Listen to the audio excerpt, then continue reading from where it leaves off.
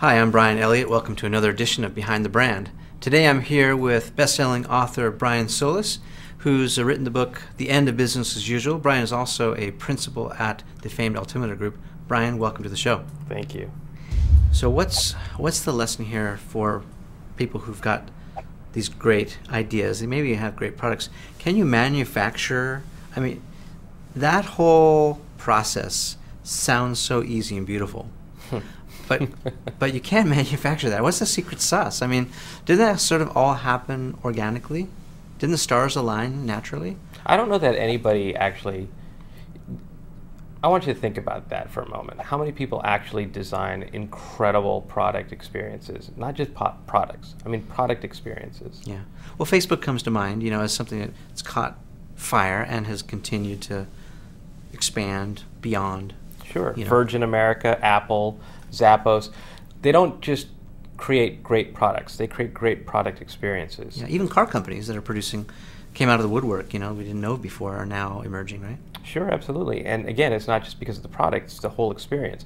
If you think about Virgin America, they treated that airline like a startup. How do you enter an industry where most customers hate the airlines that they fly, and where airlines are, look at American Airlines, having to file bankruptcy. Yeah. It's not the most lucrative market to enter, and it's not the most or least expensive to enter either. Yeah, it's a mature industry. So absolutely, but they decided to treat it like a startup, and they said, what do customers want?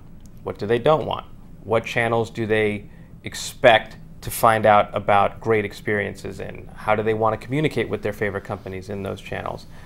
What makes a great experience? And they published all of those findings in what they called the Liminal Report, and I think there's so many insights in that report alone that any business could look at and say it's not just about the product, right?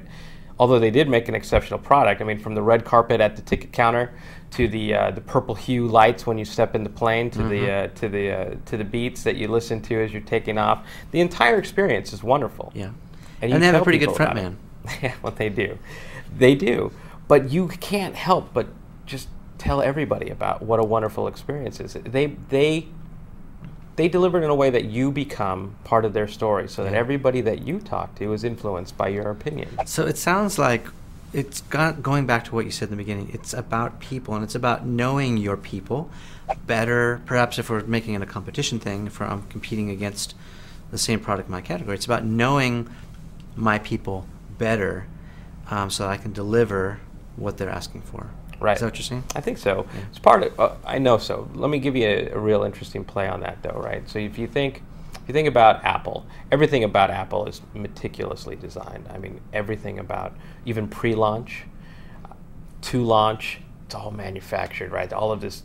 Did they leak this? Is it really coming? Right. And it's brilliant. I can't believe that they just coincidentally leave stuff in bars. Yeah.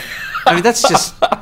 Oh, we expected to believe that now, and after. Well, when it happened a second time, who knows? But the reality is that it goes further. It goes to the product itself. It goes to the box. It goes to the genius at the retail store. It goes to the shelves. It goes to the signage. Everything's designed to deliver a wonderful experience before, during, and after the transaction, and that's really important. That's thoughtful. A lot of businesses don't do that. Right. But look at Microsoft Windows and their new phone. I don't know if you've played with that interface, but it is beautiful. Is it?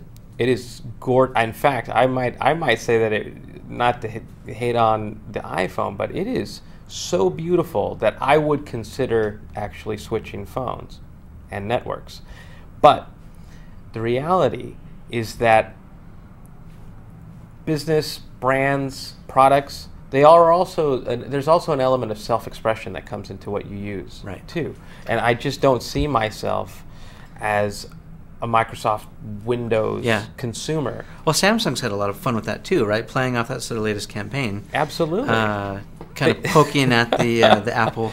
But let me ask you a question, right? Yeah. So what if that phone wasn't the Windows Phone any longer? And I'm sorry to everybody at Microsoft, but this I promise is a point that we can all learn from, and that is, what if it was the X phone, right? What if there was this wonderful buzz coming out, like the phone left in a bar, and it had an X logo on it, and suddenly Windows, it wasn't going to be the Windows Phone anymore, that the Xbox team was taking over the phone project, and that it was going to somehow link to the Xbox system and into the Xbox cloud, and this whole experience, There's right? a little more cool factor to that. Absolutely, right? And you can imagine all of the conversations that are taking place, and then they start to pull in Apple, and they start to engineer all of these rumors and these leaks, and they start to talk to all of the people in those channels, and the demand starts to increase. And suddenly you see that same OS and that same phone from a different lens, a different perspective.